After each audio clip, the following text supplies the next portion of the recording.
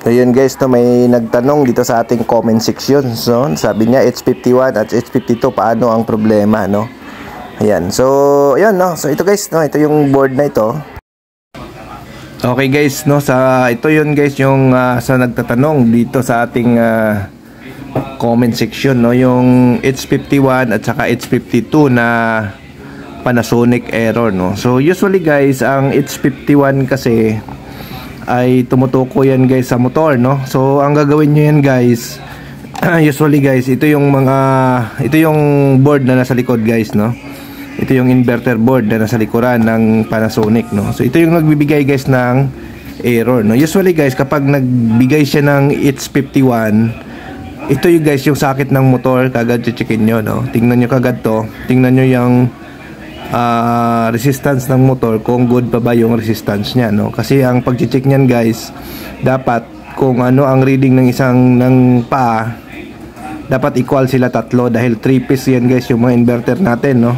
So dapat yung reading ng resistance ay equal, no. So may sakit yan dito guys na connect sa motor. Ang gagawin nyo, sukatin nyo ng resistance.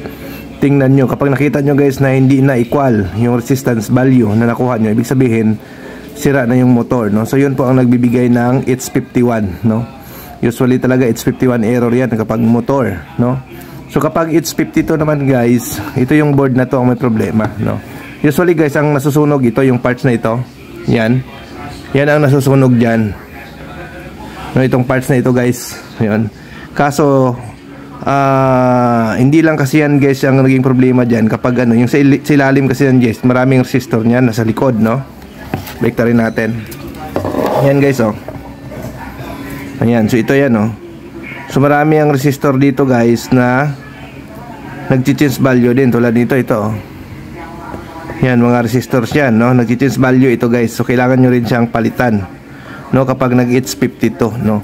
Pero mas maganda guys kung papalitan nyo na siya diretso ng board, no, kapag ganito na nagkaroon siya ng error na H52. Kasi nga ang problema niyan guys, hindi lang itong IC na ito ang may problema dyan, no. Itong nandito, hindi lang to, mayroon pa siyang mga resistor na nag-change value doon sa likod, no. So kailangan mo siya talagang palitan yung buo, no, kasi nga ito mahirap din makahanap nitong IC na ito. Then kapag naman guys nagkaroon kayo ng error na H01, no, good yung sensor, walang problema. Ito guys, checkin nyo tong capacitor na ito, oh. Yan, kapag nag-shortage ito guys, nagkakaroon ito ng H01, no. Ito yung capacitor na yan, checkin nyo yan. Pag naging shortage yan, maglalabas yan ng error na H01, no. So yun, so tips ko lang yan guys, no, sa mga nag-repair ng washing machine. So yun po, no, yung sagot natin doon sa tanong niya na H51 at saka H52 error, no. So basta H51 guys, motor, dito yung nakalagay yung socket ng motor, checkin nyo yung resistance ng motor. Kapag hindi na equal yung reading ng bawat terminal, ibig sabihin guys, sira na yung motor, no. Kapag H52 guys, ito yung board ng papalitan nyo. So usually ito yun guys, no. Yan, ito yung naging problema, yung switching na nandito. So ayan. So okay guys, thank you, bye bye.